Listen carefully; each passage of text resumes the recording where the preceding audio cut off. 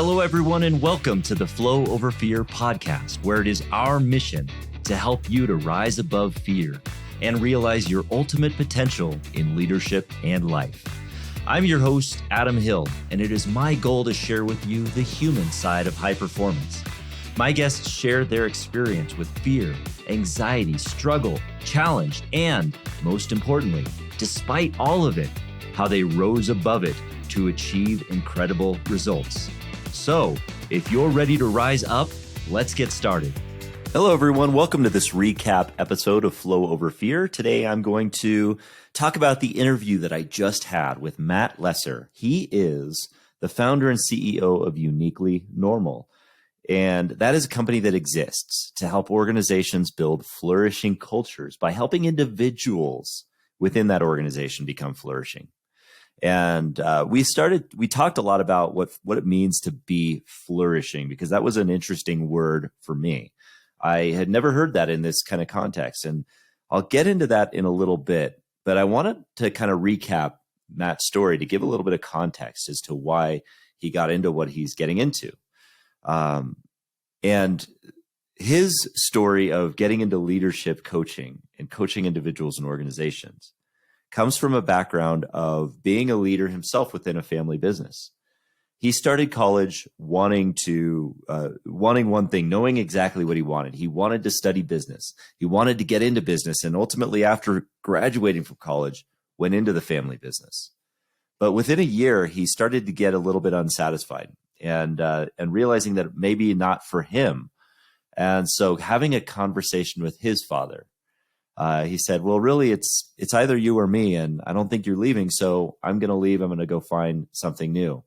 And at that time, his dad sat him down and said, well, I'm leaving, and I'm ready to retire. And so he handed the keys off to his son, Matt, at that time.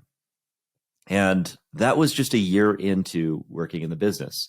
So without a ton of experience, without a ton of time in the business, he now found himself in charge of this petroleum business.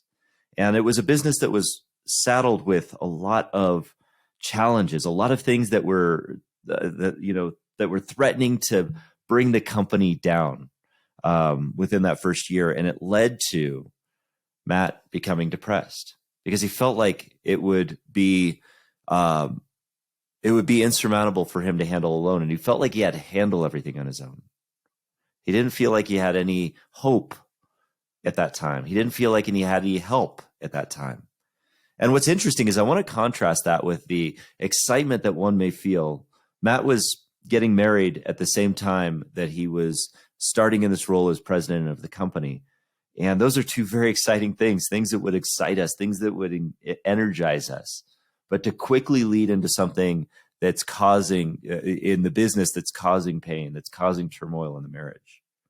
One of the things that Matt said that brought him out of that depression, because that depression was overwhelming. He was not getting out of bed. He was contemplating ending his own life.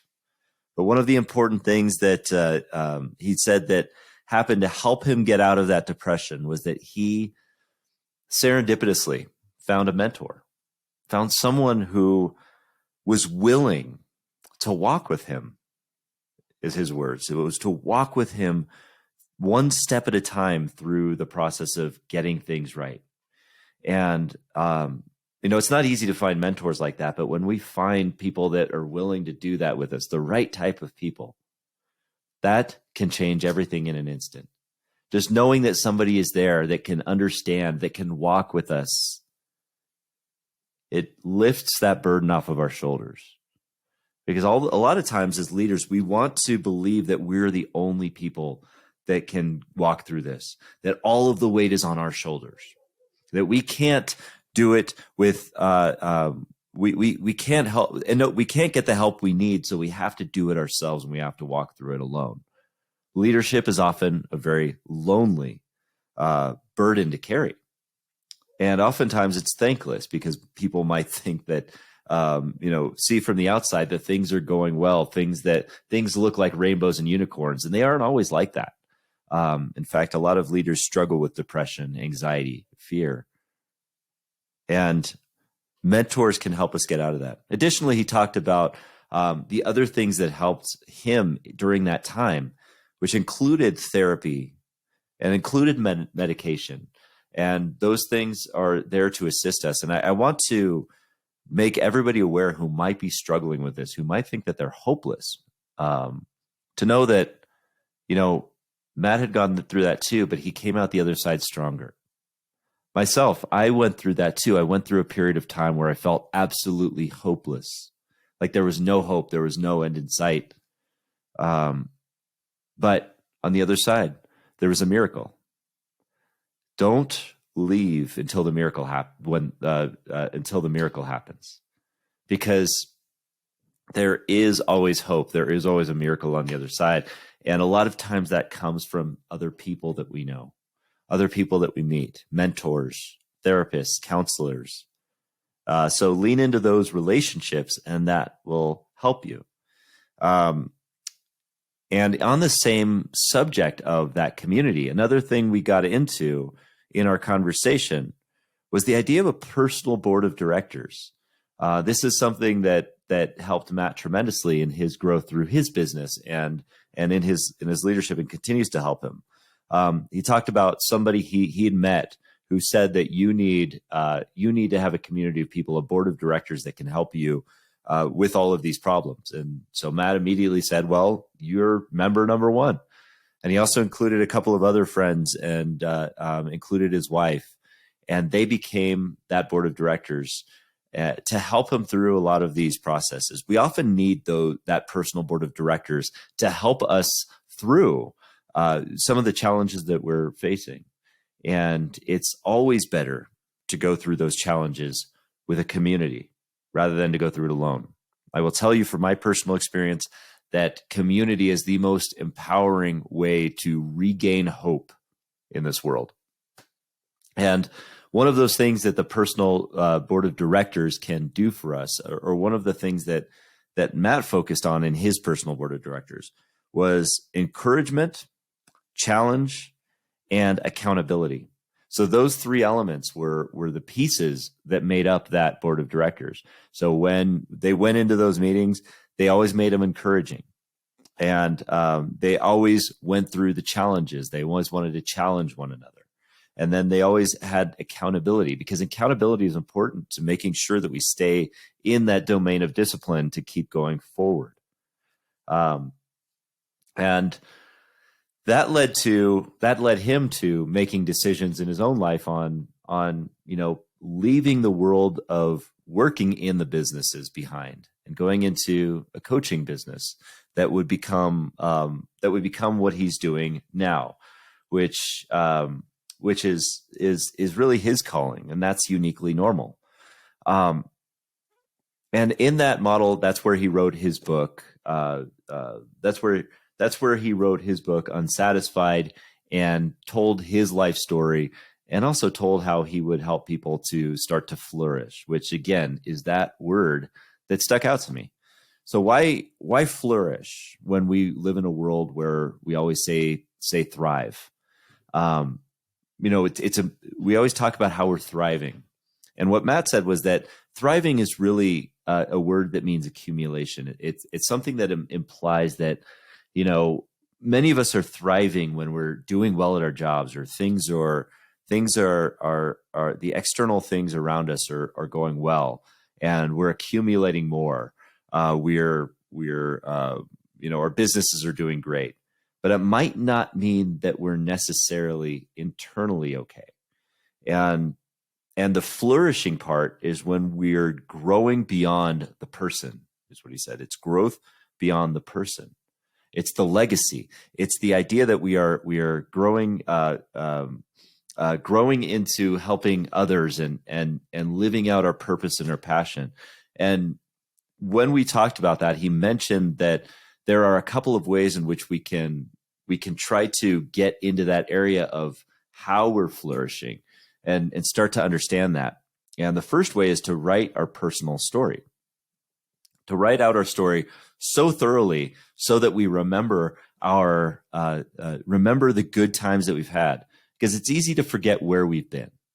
And when we forget where we've been, we often trap ourselves in this feeling of not enough, not able to do whatever we're out to do. But when we can remember the great things that have happened, the good and the bad, we can recognize that we can learn more about ourselves, and we can put ourselves in a better position to grow. So writing out our story, and I can speak well to this because not only did I write my story in a book over the course of a few years, I also spoke it in an audiobook over the course of 2 days. And that was one of the most powerful experiences in my life, because reading through my story over many hours over the course of 2 days was like an emotional roller coaster. Reliving those moments, speaking them out loud, telling that story was a way to relive them and to experience them from the empowered state that I'm in now. And that was a remarkable experience. It was a remarkable and transformational experience. And it's one that I think that Matt was trying to get across here, that when we tell our story, we are recreating an empowering experience for ourselves. And we're setting ourselves up to answer really these 4 questions. What is our passion? What is your passion? What are you skilled at doing? And what is your calling? And what is it that you are confident, and where is it that you're confident that you're adding value? Where and where do people tell you that you're adding value? So those 4 questions are the important points. What is your passion? What are you skilled at doing? Where are you genuinely adding value? And what is your calling? When you can get to that, that's where you can start to rise up and really define the life that you want to live. So today, Matt is writing his next book, and his next book is set for release next year. And it talks more about organizational culture and how to build an organizational culture that's flourishing by building individuals that are flourishing. So that's coming out next year. And I really suggest that you listen to this really engaging conversation with Matt. Again, Matt Lesser, if you want to get in touch with him, his email address is matt@uniquelynormal.com. And you can also visit his website at uniquelynormal.com. Check out his book, Unsatisfied. It is on bookshelves and on Amazon.com. It's a bestseller. Check it out. And until next time, we will talk to you soon. Thanks again. Hey, everyone. Thanks for tuning in to the Flow Over Fear podcast. If you'd like to learn more about getting into flow and learn the foundations of flow, I have a free video series on my website at www.adamcliffordhill.com called The Foundations of Flow. Feel free to go there and download it and start your journey to rising above fear and achieving greater flow in your life. And if you like this episode, and I'm guessing you did if you stuck around for this long, then please do me a favor and hit the subscribe button, and you will receive notifications when I have new interviews, new recaps, and new trainings that pop up on YouTube. Thanks again for joining us.